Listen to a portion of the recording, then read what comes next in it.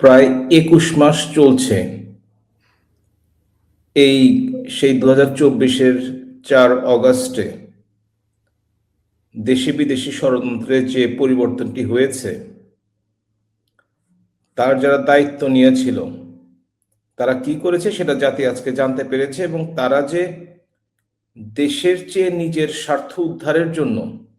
কাজ করেছে এবং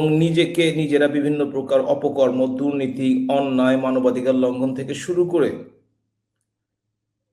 সত্যিকার অর্থে বাংলাদেশে এরকম অকর্মণ্য, অথর্ব সরকার বাংলাদেশের মানুষ আর কখনো দেখে নাই। তারা একটি কাজ করেছে, সারা বাংলাদেশকে একটি ভয়ের বা আতঙ্কের রাজ্যে পরিণত করেছে, এবং তারা আইন শৃঙ্খলা বাহিনীকে ব্যবহার করে প্রাথমিকভাবে তারা মব সৃষ্টি করে মব সন্ত্রাসের শিকার হয়েছে হাজার হাজার মানুষ, মারা গেছে শত শত মানুষ। সেই ভয়ের পরিস্থিতি সৃষ্টি করে তারা তাদের আখের গোছানোর চেষ্টা করেছে, এবং যারা তাদেরকে নিয়োগকর্তা, অনেকেই ভেবে থাকেন ছাত্ররা নিয়োগকর্তা, অনেকেই ভেবে থাকেন বিভিন্ন জন আন্দোলন করেছে তারা নিয়োগকর্তা, মানে আমি আসল নিয়োগকর্তার কথা বলছি। তাদের সাথে চলে যাওয়ার ৭২ ঘন্টার আগে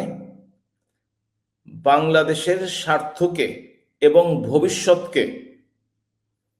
ভবিষ্যতের অর্থনীতি বলেন, মাথা উঁচু করে দাঁড়ানো অবস্থা, মানে সকলকে জলাঞ্জলি দিয়ে তারা একটি চুক্তি করেছে,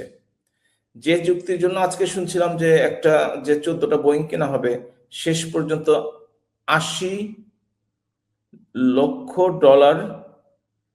নাকি ৮০,০০০ কোটি টাকা